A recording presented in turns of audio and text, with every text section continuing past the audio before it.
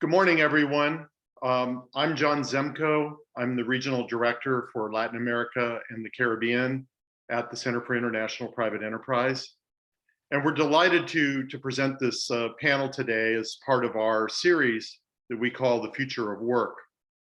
The purpose of the series, The Future of Work, is to examine in different aspects the impact of the COVID pandemic on how Latin America and the Caribbean will develop approaches to work beyond just the approach to the pandemic, which of course is a huge topic of how Latin American countries are coping with the pandemic and continuing to try to make their economies work.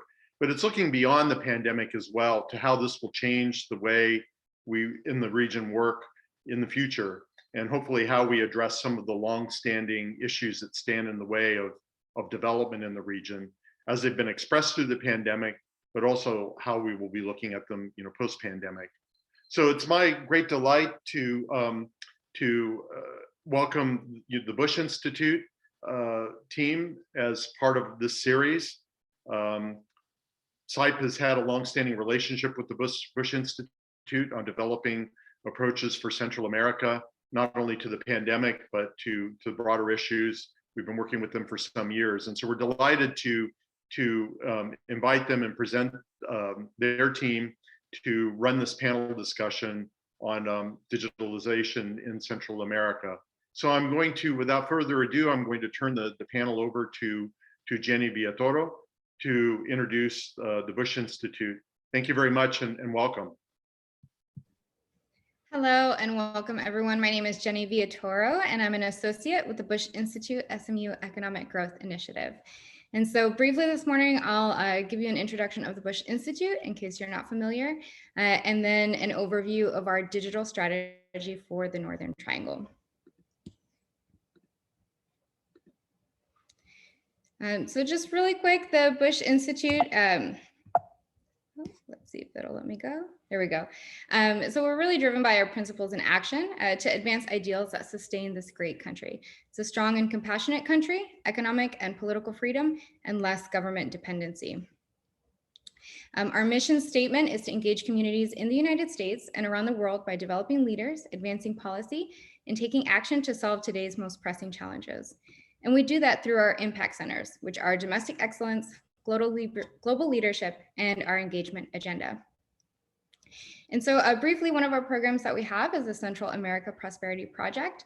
And in late 2018, we brought together thought leaders from around the Northern Triangle, which are the countries of El Salvador, Guatemala, and Honduras, to really think about practical and actionable solutions that they can take to address their most pressing challenges, which unsurprisingly were corruption and informality. And so we really settled on a digital strategy, and in June 2020 released our digital strategy that was, the aim of it was really to be a set of policy priorities, an ordered list that these countries could adopt into their digital agendas that we believe will really help mitigate corruption, informality, and improve citizen access to services. So our first policy priority is to establish a comprehensive digital governance framework. Digital regulations provide a critical framework. So the first step in this really is going to be a clear commitment from each administration to advancing a digital agenda. This will help inspire confidence from not only companies looking to invest in the region, but really small and medium enterprises that are already active to make those investments in their own businesses, to bring them online and to participate in the digital marketplace. In the report, which I encourage you to check out at bushcenter.org, we've included a bulleted list of principles, objectives, and action that should be included in this digital governance framework. And those include themes like digital privacy, digital transfer across borders, and other really critical components to the framework that will provide a foundation for their digital agenda and for robust growth in the digital space. Our second priority is to expand key e-government services. This will help increase access and reduce corruption. As we know, there may be citizens who qualify for certain government services, but things like transportation or taking time off of work can be a barrier to that. So removing some of that friction that's in the system, moving these systems online, making them easier to access, will improve citizen access, but can also mitigate things like petty corruption. So if a business, for example, wants to become registered and licensed, if they've got to travel to 6 different government windows, each one of those windows might be an opportunity for some petty corruption. And again, just removing that friction, removing those barriers to compliance will help more businesses participate in the formal economy, reduce those instances to corruption, and further increase access. As more businesses come online or more businesses participate formally, those are more employees that are going to have formal access to services that they're entitled to. So the recommendations here include things like creating citizen portals, implementing e-signatures, digital business registration licensing, online tax filing and collection, and more. Our third policy priority is to improve broadband and spectrum allocation. And here, collaborating with supporting partners is going to be key, not just with the United States governments, but there's a lot of active players in this space and stakeholders, different NGOs that are really looking to support the region with things like capacity building, training, and investment in a digital space. And so it's going to be really important for the region to leverage their supporting partners and to set measurable and specific targets.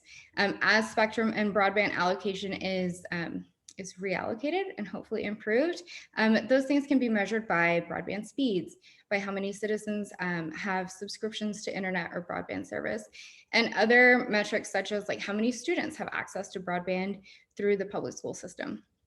So we're really encouraging to set those specific measurable goals and then to work with partners to meet those goals. And fourth is to foster high-tech ecosystems. So the region should identify localities ripe for high-tech clusters around a trinity of universities, local governments, and entrepreneurs. And these tech hubs can really become drivers of innovation. Innovation and collaboration, and really a one-stop shop for, say, example, a small business that now, since these previous steps have been taken, they feel confident in investing in putting their businesses or their services on the online marketplace, but maybe they need some training, or maybe they need capacity building, or maybe they need mentorship. And so having a hub that fosters innovation, that is a one-stop shop for small and medium enterprises to know that they have secure access to high-speed internet, to have access to mentorship, to have access to capacity building and training is really key.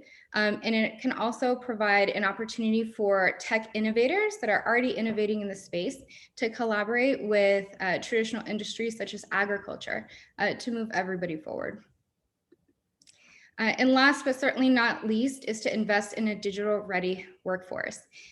So as you may know, or as you may hear later on in this panel, the region is really undergoing a demographic boom. They have very young populations who are familiar with smartphones, familiar with technology, familiar with computers and the internet, and really tapping into that as an opportunity to get that workforce ready for what modern companies are looking for, really equipping them to pursue digital opportunities, remote opportunities, and really leveraging that as a key strength to drive investment in the region.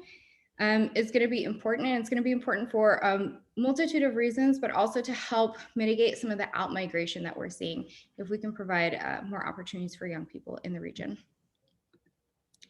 And so, of course, for more resources and a deeper dive, I encourage you to go to bushcenter.org to read this report. It's available in both English and Spanish, and to learn more about our work in general.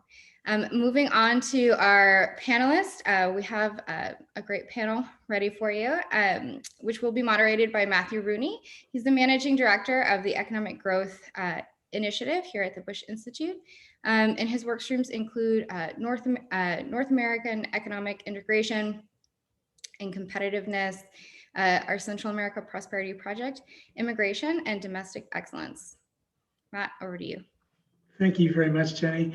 And it's a pleasure to be here. Good morning, everyone. It's a pleasure to be here with our friends from the Center for International Private Enterprise. Appreciate very much the opportunity to be a part of their future of work series, which is an important opportunity really to consider how work is likely to evolve and change as technology further develops. And I think is really highlighted by the pandemic and the experience of work from home and remote work that has been really a global experience, but I think had some unique features in Central America, certainly, and points the way to some important changes in the offing. So it's a pleasure to be here this morning in the context of our Central America Prosperity Project, and an honor to share this forum with 3 members of our Central America Prosperity Project working group. That working group consists of about 30 thought leaders from the 3 countries of the so-called Northern Triangle, including both older people who were involved in settling the civil conflicts 2 decades ago or more, 3 decades ago, and a number of younger people, including the folks represented here today. So we're delighted to be joined by Marcos Antil, founder, co-founder and CEO of Shumac, a web design firm based in Guatemala, May Ong, who is an executive with Walmart covering Honduras and Guatemala, and Katia Yacaman, who is executive vice president of Groupocarims in Honduras.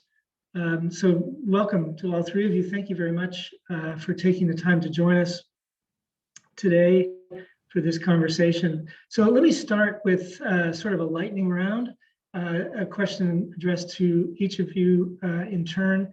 And just if you could, aware that digitization and digital services are more in demand than ever, what are the kind of top 2 or 3 key priorities that would enable digitization to set the framework for the future of work in Guatemala and Honduras? May, why don't you start? Hi, everyone. Thank you. Thank you to the Bush Institute and CIPE for this opportunity. And going straight to Matt's question, it's challenging, and we cannot say like we have an exact way of doing, but we think that transparency in licensing and permitting would be great, helpful.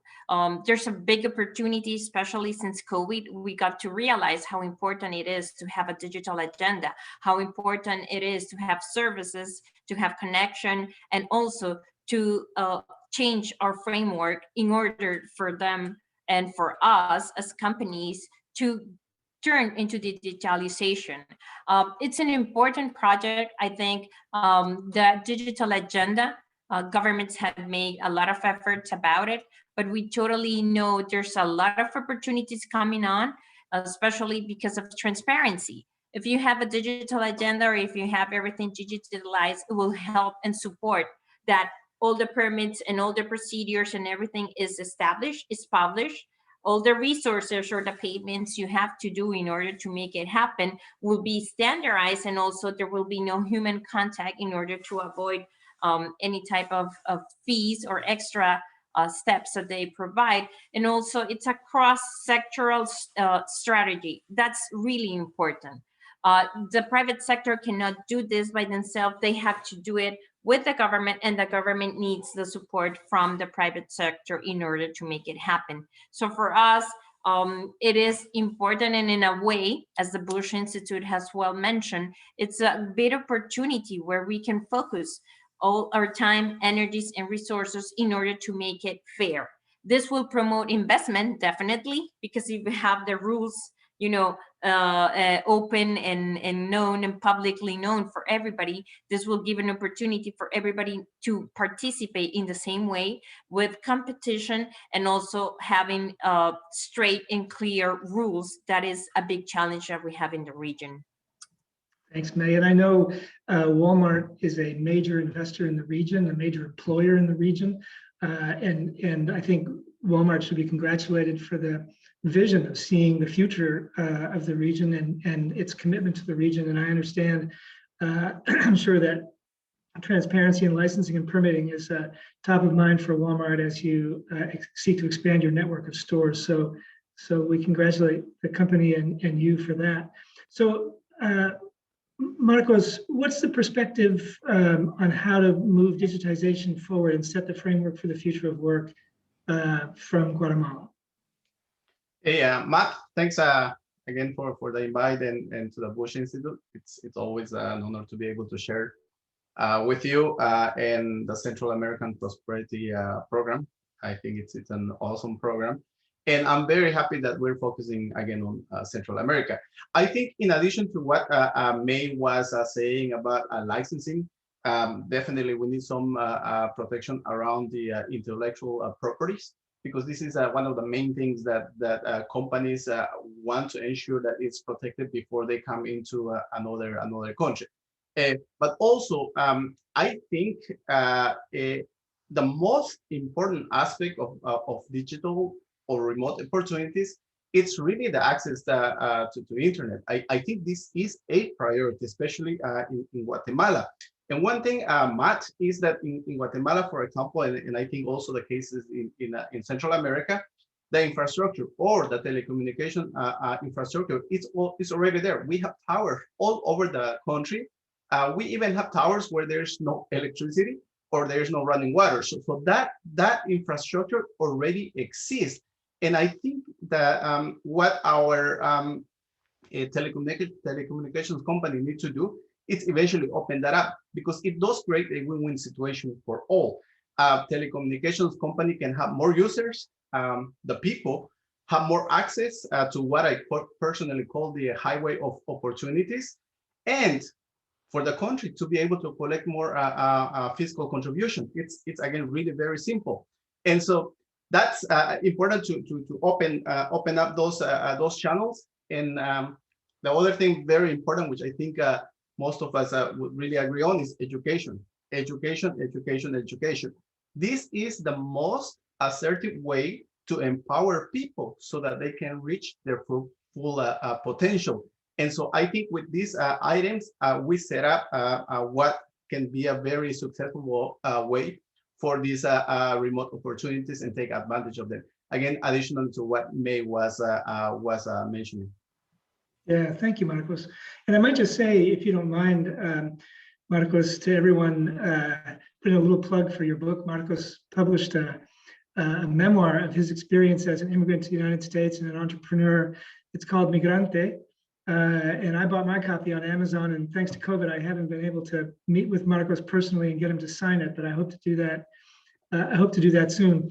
And so let me just also ask Marcos, if you don't mind, Shumac is perhaps not a household name, certainly in the United States. Would you like to say 2 words about the company and what you do? Yes, definitely, Matt. So my the company now, Shumac, it's a Wonderman Thompson company, which is owned by WPP. What we do is everything. It's enable companies in their digital transformation. And so back in 2008, I started this company in 2004. Back in 2008, we have the opportunity to go to open up offices in other places. So I opened an office out of Guatemala City. And one of the main reasons there is to enable the talent, because there's a lot of talents in our region, so that they can actually reach their full capacity in the country without going to another country. So that's what.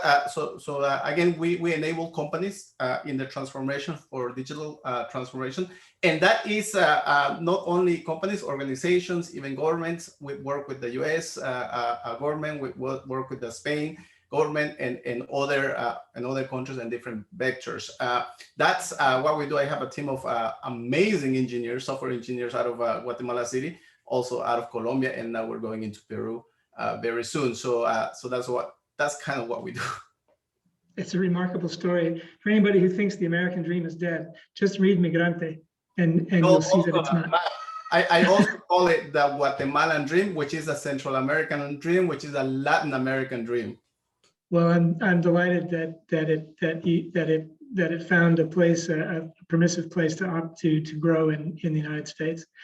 So, Katya, let me turn to you, and just first of all, just note that, like Shumac, I think Groupocarims is perhaps not widely known in the United States, and it might be interesting to the audience to hear 2 words about what it is that the company does. I know you have. It's a foreign investor in Honduras, but not an American investor. You have interests in real estate and manufacturing is a very interesting company, and I think the audience might be interested in hearing a little more about it. And then turn, if you would, to comment on your thoughts about how digitization can set the framework for the future of work in your country and in the region. Thank you, Matt. Thanks to CIPE and to the Bush Institute for this invitation. It's a pleasure to share with all of you today. To give you a brief summary about Groupocarims, we have two main businesses. So we focus on textiles and real estate development. We have operations all over the Central American region. So we have operations in Guatemala, in El Salvador, Honduras, Nicaragua. And then we also, our CEO is from Pakistan, but he's nationalized a Honduran. So our corporate offices are in Honduras. We also have business in the south of Mexico. So we have also a lot of business in Campeche. And basically we do vertical textiles, and we also do build to suit real estate development. So we have some industrial developments and smart city developments. We've created some smart cities that have attracted the BPO industry into Honduras. So we were the pioneers in this industry that has generated a lot of jobs into the country. So there's about 12,000 jobs that we have generated with the BPO call center industry that started with us about almost 12, 13 years ago. And this is a very exciting subject. I really love everything that has to do with the future of work. So I was very delighted that I was invited to be part of this great panel. So for me, and going a little bit to what Marcos talked about too, which Marcos is somebody I admire a lot too, a great ambassador for the Central American region, and May as well. So I really feel, that we have in Central America, we have a great talent pool. We have I love our workforce. Really, the talent that is in the region is amazing. And we have seen this. And I think really the future is in training. There's a lot of opportunities, like most of to give you an example, a lot of the companies, well, not a lot, all of the companies that are with us in our smart cities, they're international companies. They have come and they've invested in the region. And really, I mean, the main attraction is the great talent pool that we have. But I really feel, that we are really in a very low tier in the types of services that Honduras can offer as a country. We see some of our neighbors like Costa Rica, for example, they're in much, much more advanced tiers of work. We see what's being done in Colombia, for example, in Medellin, where they're investing a lot in technology and in training the workforce. And that's really what's going to take us to the next level. So I really feel in order for us to attract more investment, we really need to invest in training our workforce. For example, we work with some companies, that do software development, but that's really, there's not a lot of places where software developers can work. So a lot of the companies that want to come, they really don't want to invest in training. They want to hire a workforce that is already trained in these skill sets. So for me, for example, doing something like getting a foreign company and having them come and train and do specific training programs where these people can actually enter a training program and they can be immediately hired. That would be so much more sustainable. Sometimes the government works on certain training programs that they don't have a specific item in mind, so it's wasted efforts in training. So for me, this is very important. I think, and I know we'll talk about this a little bit further on, but we have a very young population, especially in Honduras. And there's a huge thing we can do. With the pandemic right now really taught us, about the importance of everything that can be done now remotely, and how the skill sets of people all over the world can be used in a remote way. And it's just a matter of getting these people trained in the specific skill sets. Because what I've seen in my experience is that most companies do not want to spend money training. They want to already have a certain trainable workforce, just very minimum training. So I think really this has to do a lot with everything now is becoming digital. We have to move into more advanced tiers. And definitely that's something that that could be a really a page turner for the region. We have so much talent migration. We have great talent that is migrating. I think this can also be huge in order to stop this subject that has been very, very hot right now everywhere, the subject about migration. I know the current US administration is taking a serious approach into this in the correct way, looking into way to invest and to promote companies to invest. So I'm very happy with that initiative, and it's a great step into looking for sustainable long-term ways to solve the migration issues, train our people, and have them access to all these great jobs that we can find either locally and also offshore, but remotely. Yeah, one of the things, let's drill down a little bit on that topic, Katya, beginning with you. One of the things that we've noticed in our North America work, where we also have a big focus on workforce development and training with Canada and Mexico, is there's often a disconnect, particularly in Mexico, between, as you've said, the way young people are trained when they leave school and the kinds of skills that companies need. And it imposes a significant cost on investors to provide what is basically remedial training. And so one of the things that we're trying to help encourage the Mexican education structure to do is take on more of that training and provide training more closely to match the needs of the companies, so that the companies don't have to bear that cost. What's happening in Honduras in that area? Is the government or educational institutions trying to figure out what kind of training they ought to be providing for companies? Are there efforts taking place in that direction? Really, Matt, I think the government efforts are really very limited. There's a few initiatives. A lot of them are partnered with USAID. There's some with like FUNADE, Info. They have some training programs, but it's for more vulnerable parts of the population. It's really not focused on digital. There's CADER has a program that they've been doing with USAID, like I mentioned before. And then there's some private initiatives like the Honduras Digital Challenge. I mean, even some of our, for example, I have a client that they do programming, and they have taken courses where they're training women and into programming, but really there's no country initiative in training. There's some small boot camps and small things that are being done, but not in the way that it needs to be done. I really think there's a huge opportunity here between universities, between government, between the US government, I mean, that we could do to really make a country strategy. There is no set country strategy, and what's being done are very individual, smaller programs, and they are not very massive. And like I said before, there have been some initiatives, but for me, this has to be really focused, because I've seen many programs fail because they just decide to make a program and they don't really assert the real need.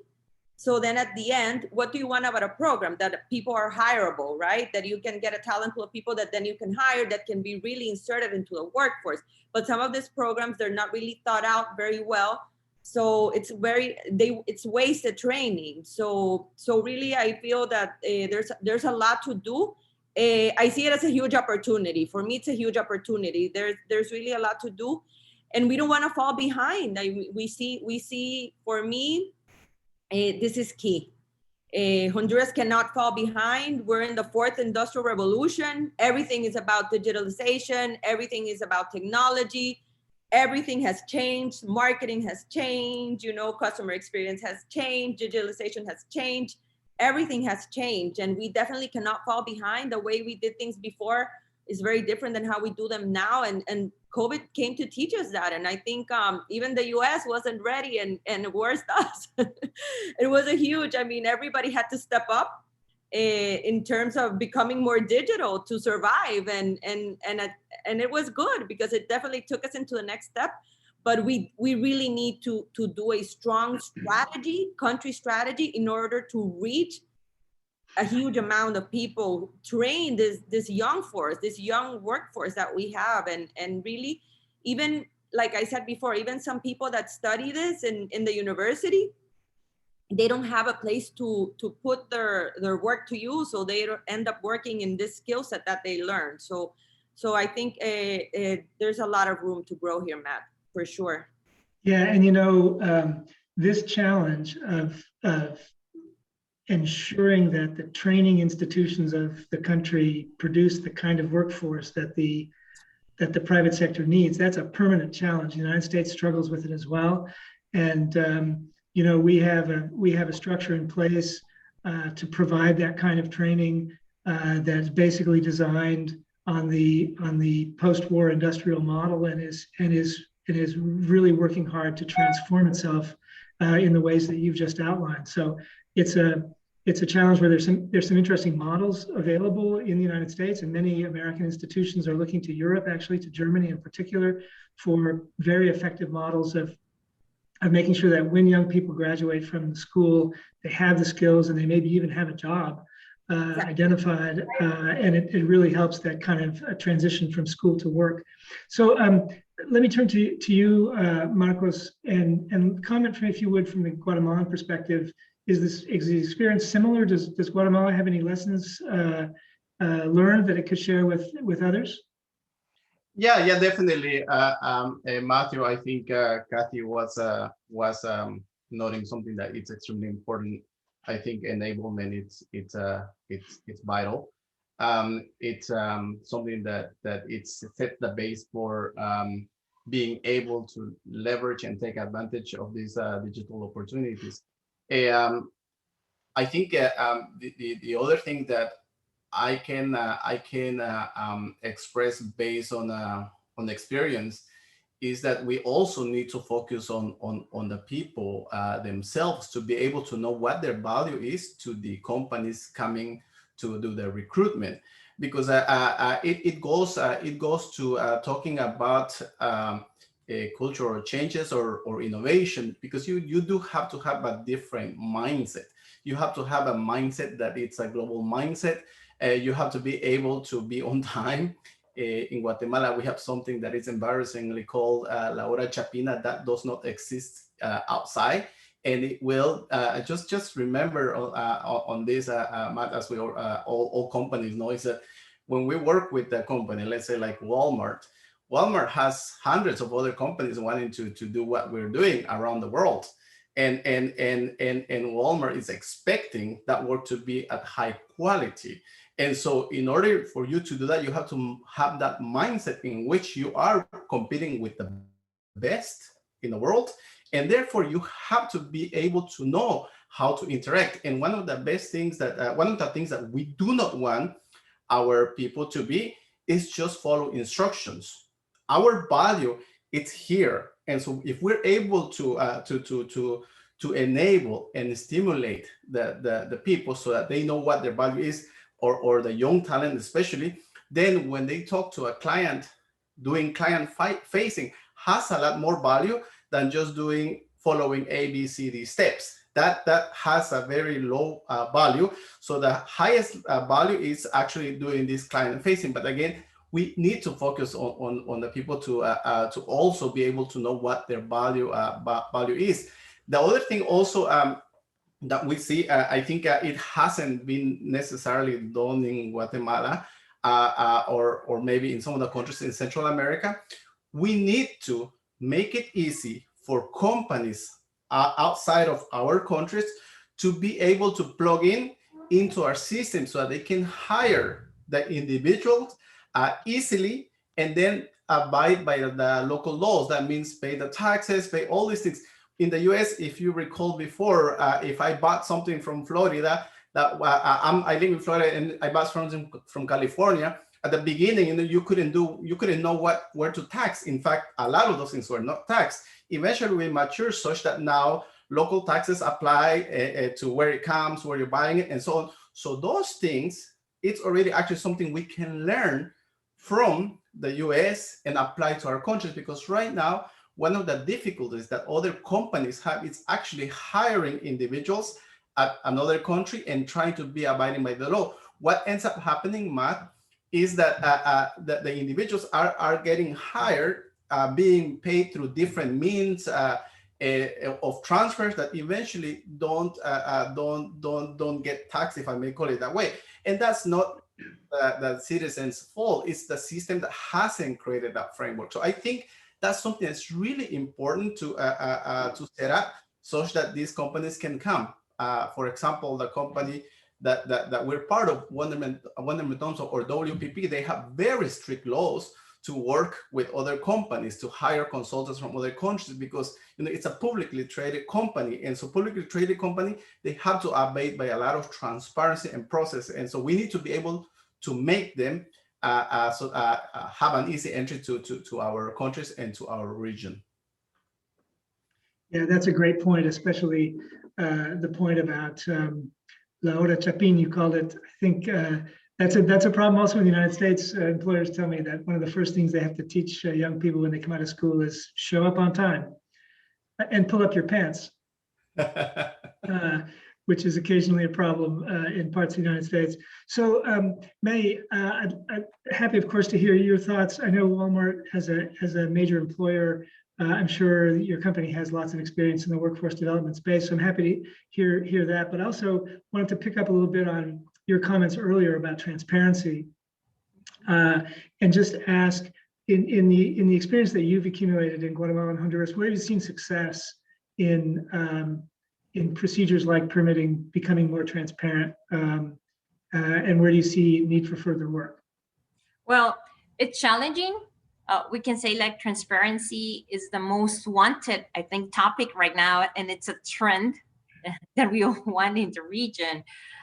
Since everybody doubts of everyone, it will be in the perfect world, we should be all working together and trusting each other. But right now we have this lack of trust that's not helping anyone grow, because everybody needs and codepends on somebody else to do it. So at the end, if we need to increase transparency initiatives, I know governments both in Honduras, Guatemala, has been working hard in order to make an open government, in order to transform into e-government. It's not easy, as Marco was saying, it's challenging. Sometimes you have the system, but you also need the people, and the people with skills in order to manage it, or to maintain the system. So it's hard, but I think that a lot of efforts have been done in transparency. We know right now that in the agenda and almost in all the activities people are, even social media requires a lot of transparency. That has been a tool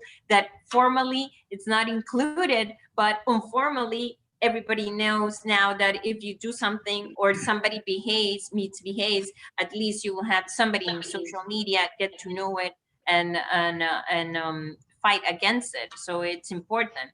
But this is a digital platform that can be used for public information.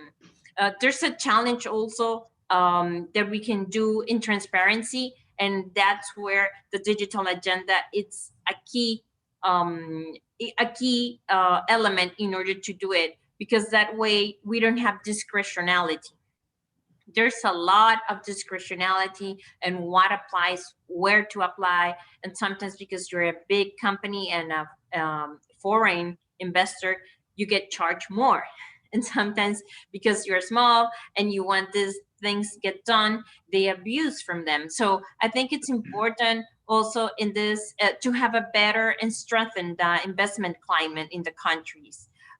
Governments have been working hard at it, and also because of COVID, we have again all these institutions doing it like empiric, not in an order way, but there's a big opportunity to do it.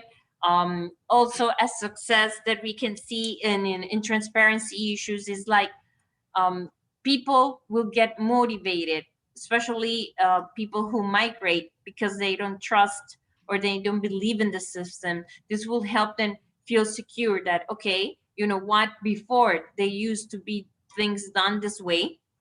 And I'm saying this is not only from a citizen point of view, this is a company point of view, and also from the government, because everybody is responsible. If you have an act of corruption or something not done well, you always have the person who pay and the person who receive. So this goes like everyone at the same. I'm not talking specifically about a group, but this lack of trust, this lack of opportunities and don't believing in the system is what makes a lot of people, not only immigrants, that they don't have a job or a labor force, but also the high talent and the brain drains that we're having in the region. I was talking recently with an economist that they told us that, okay, we are getting a lot of remittances, remesas, but now they're bigger. But why? Because a lot of the brain drain has left. So these people can provide more remittances. Yes, it does help the Northern Triangle economy. It does. It's a big help for the region, but also that would be so much more productive if these people could stay here in the country and provide and do their efforts and put all their energy in order to create more jobs, in order to promote, transparency in our countries, instead of trying to migrate away. So at the end, I think that digital agenda, again, and sorry for repeating this, but we're pretty sure that this is the way we can do new investments. This is the way that digital tools will support rule of law. A big challenge that we have, not only transparency, but also the rule of law, in order to have all and everything stated, public information access, and everything in a transparent way, Matt. Yeah, I agree with that. I appreciate those comments. So we had hoped to be able to explore further some of the issues of remote work and how that can be promoted, especially how policy could help promote that. And of course, the comments have been made repeatedly today about the youth of the populations of Guatemala and Honduras, and there are lots of opportunities there. But I see that we're approaching the top of the hour, and I do want to make sure that we take some questions from the audience. So let me turn to John Zemko and ask if there's audience questions that we can look at now. Yes, thank you very much, Matt, and thank you to Katia, May, and Marcos for such really interesting presentations. We are getting a few questions in. We don't have a whole lot of time, but if people want to put their questions in the Q&A button, we'll try to get to as many as we can. So one of the questions that we have is related to the reality of sort of high levels of unskilled labor in Central America and the countries that we've been talking about.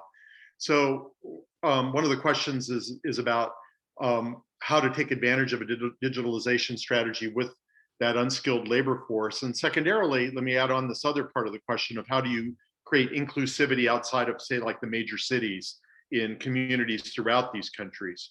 So maybe the panelists have a few comments on that front. Does anybody? You can hit Katia and then I'll follow you. No, Marcos, please go ahead. I'll go after you. So I think to answer that question, I would like to say that there is not unskilled people or people in these countries. One of the things that I always compare it to, I'll call Guatemala as an example. In Guatemala, 50% of the population at least is bilingual. We have our native language, like mine, Mayan language, and we learn Spanish.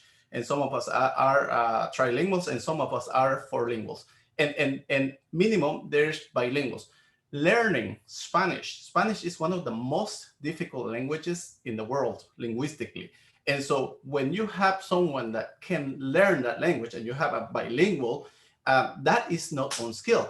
What that means is that the capacity, it's there. So going back to what Katia was saying, going back to what May was saying, that's enablement, that's training. And those trainings aren't that really, it's not so difficult. And most companies that really want to leverage these skill sets, most of them will have a training program, an enablement program. So with that, it's very important. On my business, we enable companies such that computers can do what humans do. Well, we have a lot of humans. We have a lot of capable humans in this in Central America, and so therefore, I would like to change that narrative of having unskilled. But it's definitely true. We need inclusivity. That's why this access has to go from small villages to the city. That's what I believe. Yes, and adding a little bit, I agree, Marcos, 100%, 300% with what you're saying. It's a reality. And like I mentioned before, one of the main issues that we've had is that most of the training, the government training programs that we have in the country, they're focused more for vulnerable groups. But I mean, again, why can't we teach these groups and start training kids since they are young in digital? And you know, something that I didn't mention before that for me is key, and it's very important, is how do we educate the people on what is the future of what they need to study, what the careers of the future are. You know, this is a very important subject. You know, we've been in a very traditional Central America still, and I don't want to speak for all of the countries of the region, but I'll speak for Honduras. Most of the traditional careers like business administration, industrial engineering, those are very of the typical careers, but this is no longer the future of work. And people need to understand that these careers are in a way starting to become obsolete, and that they need to, there's new careers out there, there's new things to learn. And it's very important also because what I feel that happens a lot is that people, they study what they think they're gonna be, that's something that they'll be hired to do, right? And like I was saying before, there's really no job opportunities in this digital and now this new emerging careers. So I think it's all tied together. So we really need to educate as well the people and give them the resources, give them the tools, train them since they are young, and so they understand that this is the future. They can have access to remote work, they can work from Honduras, you know, working globally. So I think also it's a matter of educating the people as to what is the future, what is the careers they need to study. And definitely it is a challenge. The question that they asked, John, it is a challenge. How do we get not only the main cities to be trained in this, and even in the main cities, it's a challenge, you know, but we need to be able to get this to the whole population, start training our kids in our public schools, how to use a computer, how to use, you know, internet. I can see now with the pandemic, you know, my young daughter teaches me how to use Zoom, really. It's amazing what these kids can do at a young age, and I'm not kidding. So I definitely feel that it's a challenge how we're gonna get to, and that's where we need help, assistance, training, like Marco said. Just straight to the point, because I respect the time of everyone, about inclusion, it's also the opportunities you can give in mental awareness, like resilience. I think it's really a big challenge in order not only to support people in order to have, because sometimes you don't have the same world in a big city than in a rural area. So working with them with hope, with their inner things, and making them work in a resilience environment can help them get better opportunities and move them to programs. There are many good programs, especially USAID has been working a lot in doing technical support in different areas that can be a good example. So going straight to your answer, that maybe making partnerships with these institutions or organizations that already have influence in the regions, in the rural areas, can help be a focal point in where we can have a big impact for the future of work of people. Great, thank you very much. CIPE also has some programs that some very interesting programs that we've been working on with partners in the creative industries, you know, in the orange economy, as we call it, you know, which is a really fertile ground to be able to create skills in that area. So we're also, you know, venturing into the area of women's economic empowerment and trying to match up those skills, you know, particularly tailored to women entrepreneurs. So one of the questions we've talked a little bit about, and I should mention that those programs have been in the Western Highlands of Guatemala too. So it is an example of being able to create inclusivity outside of, you know, the major cities. But one of the questions I want to ask, we've talked a little bit about sort of workforce development and developing skills, but obviously another part of this training is oriented towards creating entrepreneurship opportunities in the creative industries and in other sectors. Do you have any thoughts about how developing skills in this area can be paired with creating formalized, you know, business opportunities so that these entrepreneurs who develop skills in the digitalization area don't just get resigned to sort of the informal economy, but can move into sort of formal businesses, you know, small businesses. Do you all have thoughts on that? Yeah, go ahead, Meg. No, Katia, go ahead. No, I was just going to say that there is some initiatives, John. For example, the Honduras Digital Challenge. It's a program where they walk entrepreneurs. It's been going on for many years now. We're actually one of the founding members, and it's a really there's been a lot of boot camp programs and startups and things like that. But this program is very structurized. So if we could make something like that more massive.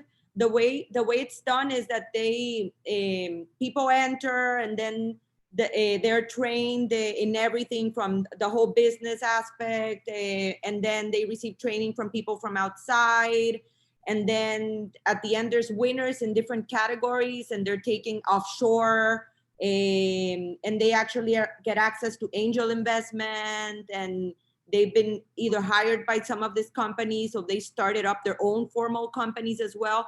But it's a process that they walk them through, from training them on how to operate their business, legal, the whole steps, until they keep on working with them. And they've made this group of people, they have workspace for them. And it's a nice way to get this entrepreneur to enter into a formal economy, and they make connections with business leaders, people to invest in their businesses as well. So programs of this sort, and also what I mentioned before, like maybe partnering with foreign companies that want to invest in the country, and making specific programs for them, so that people are trained and then they are hired into the same company. That could be a way to replicate this. Informal markets is always a challenge in the regions, not because of lack of opportunities, but because it requires a lot of legal formalities for them to comply with it. So I think that giving maybe a special window, a single window for formality of these entrepreneurs can help. There are many initiatives working about it, and also inclusion. Like try to have diversity and inclusion in the process can help them. Sponsors that can provide information, as the program Katia was saying, is one of the projects that can be done, one of the ways that can be done. But that doesn't the changes in all the requirements for them in order to get formalized. It's the challenge. So opportunities and programs are really a good way of doing it, but also we need like structure and the legal framework that they need in order to do it. Go ahead, Marco. Thanks, May and Kathy. I think these are really important points.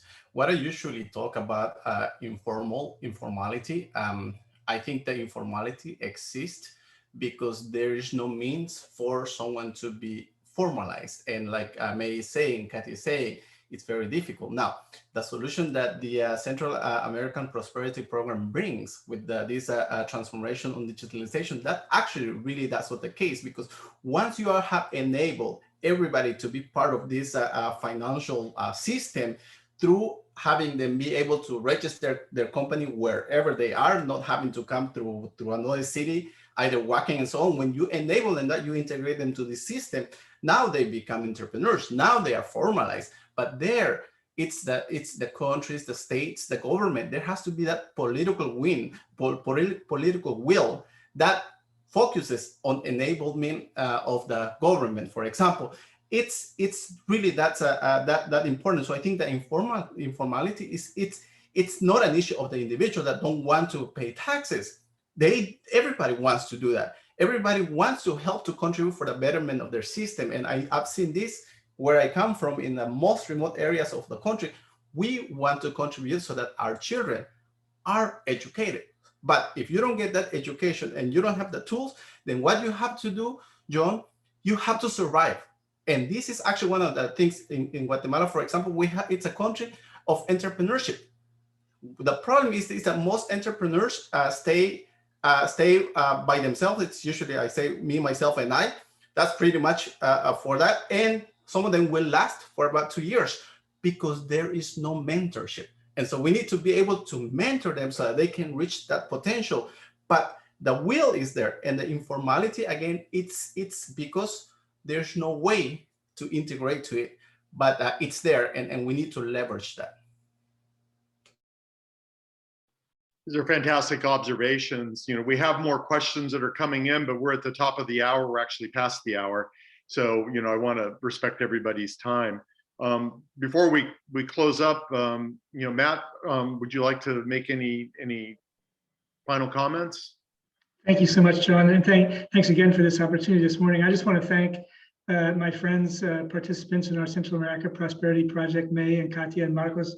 It's been such a pleasure working with you all and the rest of the group over the last couple of years. And I have to say, one of the things that impresses me about all of you three and everybody else in the group is your commitment to your countries and your desire to help your countries find a way forward and prosper and thrive.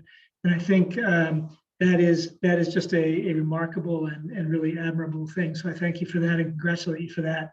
And with that, John, I'll turn the floor back to you with our thanks again for this morning's platform.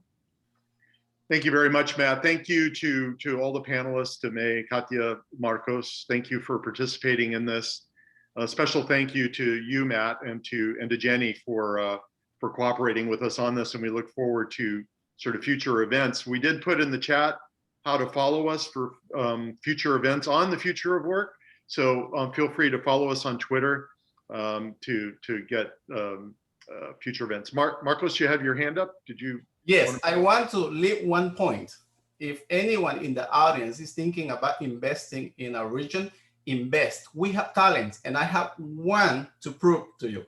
The best application, iOS application, iPhone application, the best award that was given by Apple was done out of Central America. It was done by a group of Guatemala. Now, this is competing worldwide, and we got it there. So do we have talent? Yes, we have talent. So come invest in us, help us, and we'll help you.